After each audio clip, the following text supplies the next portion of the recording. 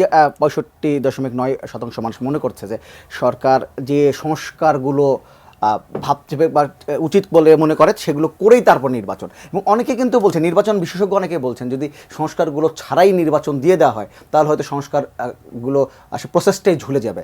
আপনার কি এমন আশঙ্কা করছেন কিনা? আপনার কি মত? না, একেবারেই বাংলাদেশের নির্বাচন ব্যবস্থার কিছু ফান্ডামেন্টাল প্রবলেম আছে। কারণ এই যে শেখ হাসিনার যে ফ্যাসিবাদ, এটা তো এই সরকার তো নির্বাচনের মধ্য দিয়ে এসেছিল। ফলে নির্বাচন যে ডেমোক্রেসি সার্ভ করার কথা এটা করে নাই, মানে বাংলাদেশের নির্বাচনী ইতিহাস থেকে আমরা এটি দেখতে পাই। ফলে এখন যে রিফর্মের কথা এসেছে সারা দেশে, এবং অনেক বিশেষজ্ঞরাও বলছেন যে সংস্কার ছাড়া নির্বাচন দিলে এই প্রবলেম হবে, এগুলো একেবারেই ঠিক কথা। আপনি যে জরিপের প্রসঙ্গটা তুলেছেন, এখানেও একটা দুটো ইন্টারেস্টিং ব্যাপার আছে। একটা হচ্ছে একেবারে 65% লোক বলছে যে আগে যে সংস্কারগুলো করছে সরকার সেগুলো করতে হবে, তারপর ইলেকশন। আর যারা 1 বছরের মধ্যে ইলেকশন চাচ্ছে 61% মানুষ, তারাও কিন্তু খেয়াল করবেন যে 1 বছরের মধ্যে ইলেকশন চাচ্ছে। তারা বলছে না এখনই ইলেকশন দেন। তো এখনই তো ইলেকশন দেওয়া যেত, 5 তারিখের পরে 3 মাসের মধ্যে একটা ইলেকশন দেওয়া যেত। তার মানে যারা এমনকি নির্বাচনের কথাটা বলতে চাচ্ছে, তারাও এই সরকারকে অন্তত 1 বছর সময় দিতে চায়। আর বাকি যারা আছে তারা হচ্ছে সংস্কারের পরে ইলেকশন, যেটা আমাদেরও পজিশন যে আগে সংস্কার হওয়া উচিত, তারপর ইলেকশন হওয়া উচিত। কারণ বাংলাদেশের স্টেটটা, এটা রাষ্ট্র, এটা কোনো ডেমোক্রেটিক রাষ্ট্র না, এটা গণতান্ত্রিক রাষ্ট্র না। ফলে একটা গণতান্ত্রিক রাষ্ট্রের অধীনে সংসদ নির্বাচন হওয়া উচিত, তখন নির্বাচনটা ডেমোক্রেসি ডেলিভার করতে পারবে। কিন্তু যদি আপনি রাষ্ট্র গণতান্ত্রিক না করেন, তখন নির্বাচনের মধ্য দিয়ে এমনকি নির্বাচনী স্বৈরতন্ত্রও আসতে পারে, যেটা 91 থেকে এ পর্যন্ত আমাদের যে অভিজ্ঞতা, সেটা আমার কথাটাকেই সমর্থন করবে। এই কারণে আগে সংস্কার তারপরে নির্বাচন, এই কথাটা যে জনগণের মধ্যে আছে, এখনও আছে, মানে 65% মানুষ যে এটা বলছে, আমি এটাকে ঠিক কথাই মনে করি। ঠিক কথা মনে।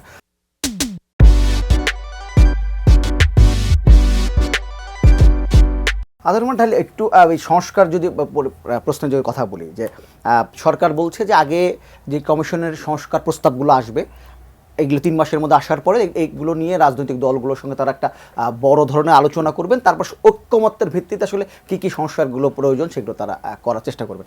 ডক্টর মোহাম্মদ ইউনূস তিনি তার বক্তব্যে এটি বলেছেন।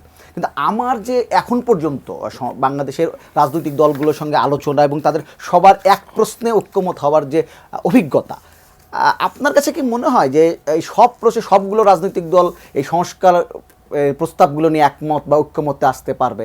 খুবই সম্ভব, অসম্ভব কিছু না। অতীতেও কিন্তু রাজনৈতিক দলগুলো বারবার ঐক্যমত হয়েছে।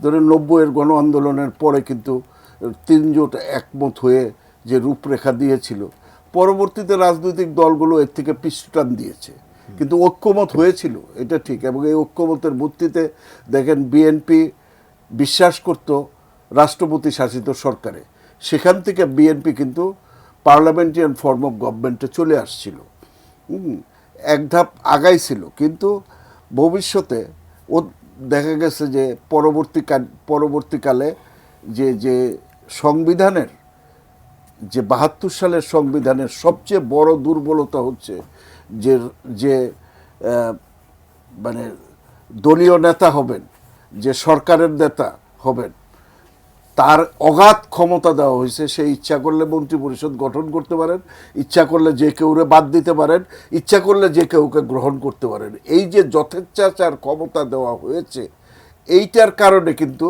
এই স্বৈরাচারী প্রবণতা এবং এই স্বৈরাচারের জন্ম হয়েছে বারবার। এবং এই স্বৈরাচাররা দেখেছে যে ক্ষমতায় একবার যদি বসতে পারি তাহলে সব কিছু কন্ট্রোল করা সম্ভব।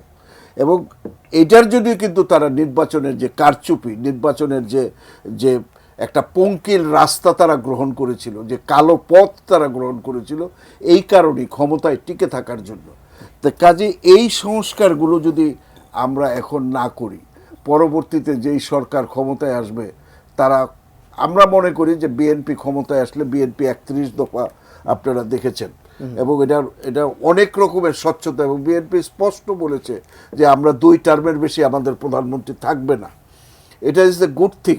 আরও অনেক সংস্কার আমি মনে করি আসা উচিত, যেটা আমেরিকাতে যদিও লাগছিল 3 বছর। আমেরিকার যেটা কনস্টিটিউশনাল পেপারস বলে একটা পত্রিকা ছিল, সেখানে রবার্ট পাইম, ম্যাডিসন, এরা জেফারসন, এরা যে সেপারেশন অফ পাওয়ার আমেরিকাতে কি হবে, আমেরিকার ব্রিটিশ কনস্টিটিউশন ছিল পার্লামেন্টারিয়ান ফর্ম অফ গভর্নমেন্ট, আর তাদের presidential form of government.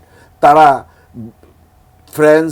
ফ্রেঞ্চের Montesquieu থেকে তারা নিয়েছে, আইনের দিকগুলো নিয়েছে। ইটালির সিসিলিওর থেকে তারা নিয়েছে, এই পত্রিকায় ডিবেট হয়েছে, তারপরে তারা একমত পোষণ করে সেই কনস্টিটিউশন করেছে।